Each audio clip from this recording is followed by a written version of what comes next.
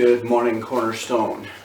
This is a brand new week, and I hope you're excited to see what God can do in and through you and through us as we continue to build our lives on the Cornerstone.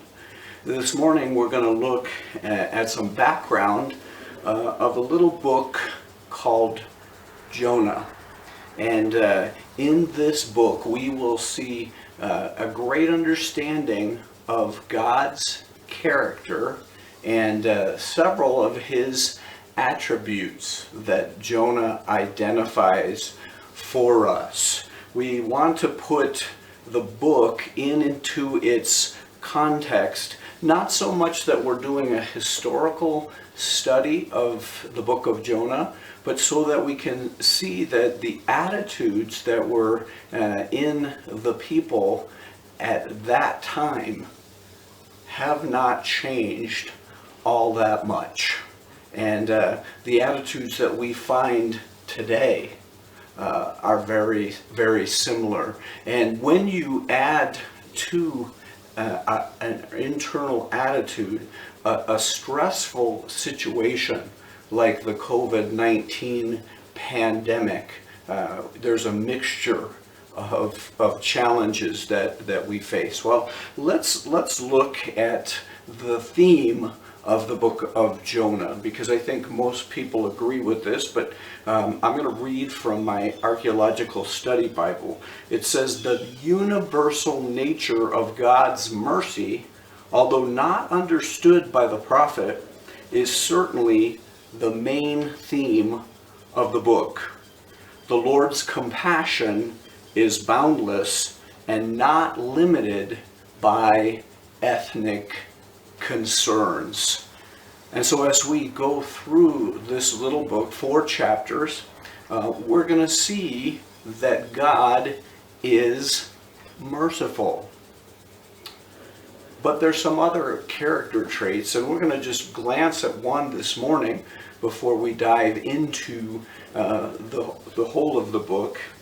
But here's what I want us to get in terms of the context. The setting of our book is during the time when the Assyrians were running an empire. But Jeroboam II had entered into the scene, and he had brought back a certain level of prosperity within Israel.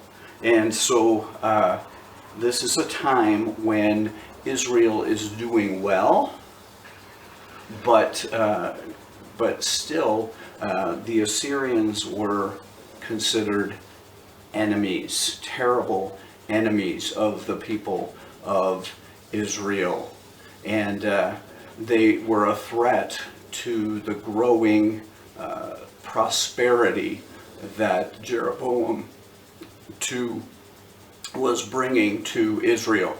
And Jonah, we will be looking at him as an individual, but we want to remember that his attitudes and his understandings represent all of the people of Israel. And so just as that is the case, our attitudes, our individual attitudes, oftentimes reflect the attitude of the group that we belong to. And so we want to check those as we go through the book of Jonah. Let me just read this, the first 3 verses, and then we'll look at a character trait of God, which we all agree with, and Israel would agree with this character trait, but Jonah focuses so much on that attribute of God that he misses the very heart of his God. It says, "Now the word of the Lord came to Jonah, the son of Amittai, saying, Arise, go to Nineveh, that great city, and call out against it, for their evil has come up before me. But Jonah rose to flee to Tarshish from the presence of the Lord. He went down to Joppa and found a ship going to Tarshish. So he paid the fare and went down into it to go with them to Tarshish, away from the presence of the Lord. Isn't that interesting? We begin our little book, our study of this little book, with a man who has been called by God to prophesy a message in a certain place, and he goes the opposite direction. He flees from the very place that God has called him to. In fact, he flees from the presence of God. He would rather run away from God than do what God had called him to do. Well, what is that attribute of God that we want to make sure we don't pass over in those first 3 verses? Well, he is a God of justice. He is a God who punishes evil. And I think for Jonah, that would be great. It'd be like, end of story. God, go ahead, do your punishment, do your destruction, take out the city of Nineveh. But underneath, Jonah knew of another attribute of God, another character trait of God that he was nervous about. And we'll see that as the story unfolds. And instead of going to proclaim against Nineveh, he runs away to a place called Tarshish. I want to leave us there this morning and pick up tomorrow from this point. But before we close, I want us just to think for a minute.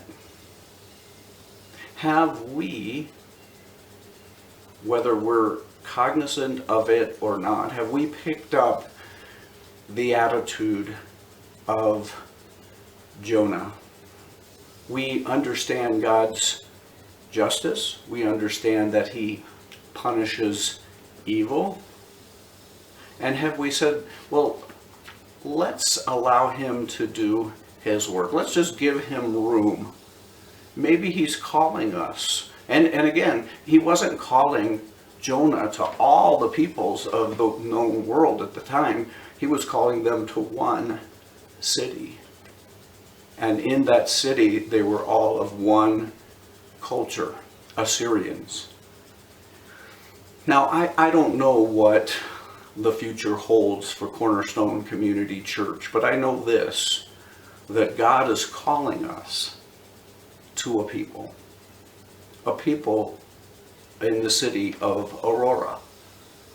And who those are exactly and how that's going to work, I know it in the depth of my heart. My heart is that we follow the leading of God in this, in the direction of that second story we've talked about a number of times, where there are peoples who come and explore Jesus with us. And so my question is, have we, with Jonah, said, okay, we're going to go to another place rather than where God is calling us?